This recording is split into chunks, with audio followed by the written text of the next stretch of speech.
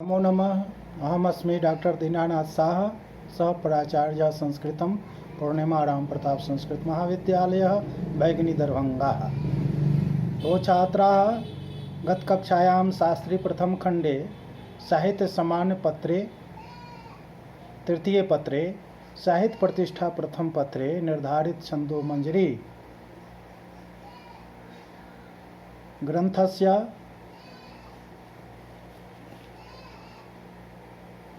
छंद लक्षणे सप्ताक्षर वृत्ति गतकक्षायां तस्य वृत्तानां चर्चा मया कृता। इदानीमहं अष्टाक्षरावृत्तिः अनुष्टुप् छन्दसः चित्रपदावृत्तं तस्य लक्षणं येषां भेदाश्च प्रस्तौमि। भो छात्राः,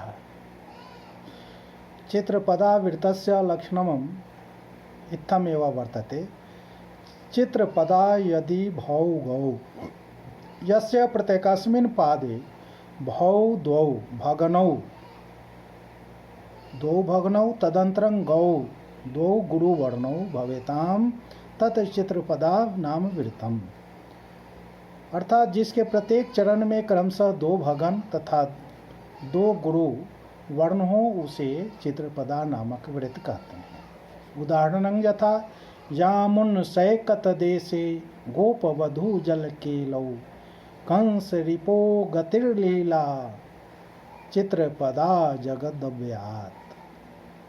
गोपवधूनां आविर्वणितानां जलकेलौ जलक्रीडायां यामुन सैकत देशे यमुनायाः सिक्तामय देशे बालुका युक्त प्रदेशे तट इति अर्थः।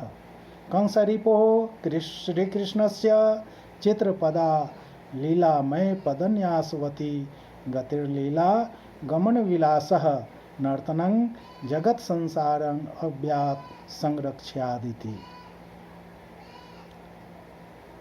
तो इस प्रकार इस उदाहरण में दो भगन और दो गुरु प्रत्येक चरणों में होने से यह चित्रपदा वृत्त का उदाहरण हुआ। अष्टाक्षर वृत्तेः पंचभेदाः भवन्ति। अष्टाक्षर वृत्ति के 5 भेद हैं। मानवक वृत्त, विद्युन्माला वृत्त, समानिका वृत्त, प्रमाणिका वृत्त अथ च गजगति वृत्त, जिसकी चर्चा क्रमशः आपके सामने प्रस्तुत मैं करूंगा। पंच भेदों में अष्टाक्षर वृत्ति के 5 भेदों में प्रथम मानवक वृत्त। मानवक वृत्तस्य लक्षणमिदं भात लगा मानवकम यस्य चतुर्षु पादेषु क्रमशः भात भगनात् परं तगनः ततः एकः लघुः एकः गुरुवर्ण च भवेत् तद मानवकं नाम वृत्तम्। अर्थात जिसके चारों चरणों में क्रमशः भगन तगन एक लघु तथा एक गुरुवर्ण हो उसे मानवक नामक वृत्त कहते हैं। उदाहरण यथा चंचल चूरंग चपलैर्वत्सकुलै केलिपरं ध्याय सखे स्मरे न मुखं नंदसुतं मानवकम्।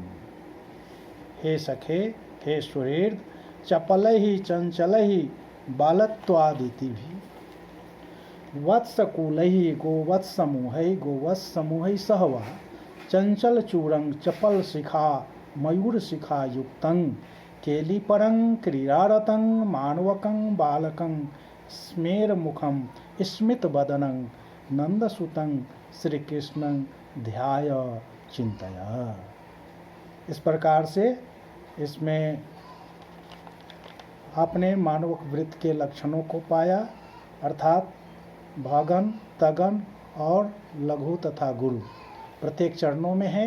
अतः यह उक्त वृत्त का लक्षण हुआ, यह उदाहरण हुआ।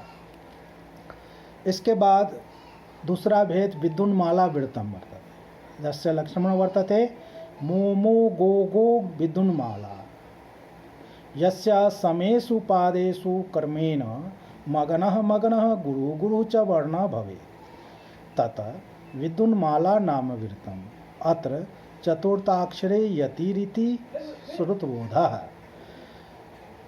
जिस वृत्त के चारों चरणों में क्रमशः 2 मगन और 2 गुरु वर्ण हों अर्थात 8 वर्ण गुरु हों उसको विद्युन्माला नामक वृत्त कहते हैं। 4 अक्षर पर यति होता है, ऐसा श्रुतबोध में आपने पढ़ा है।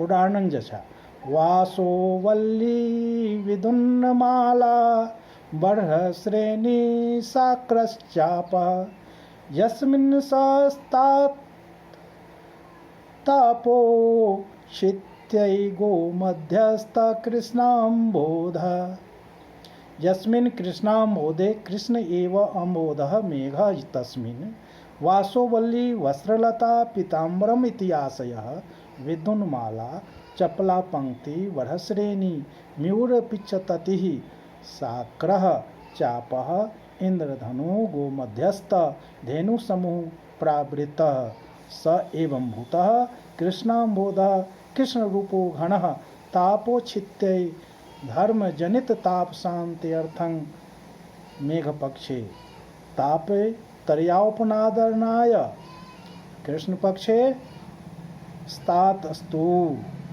पद्यस्मिन् सांग रूप का अलंकार। तो इस उदाहरण में आपने 2 मगन और 2 गुरु प्रत्येक चरणों में पा रहे हैं, इसलिए यह विद्युन्माला छंद का लक्षण उदाहरण हुआ। परीक्षा की दृष्टि से बड़ा ही महत्वपूर्ण है। अच्छा, छात्रों को यह कंठस्थ कर लेना चाहिए। आज इन्हीं शब्दों के साथ अपनी वाणी को विराम देता हूँ। पुनः आगे की कक्षा में आगे के भेदों की चर्चा मैं करूँगा। ओम शांति।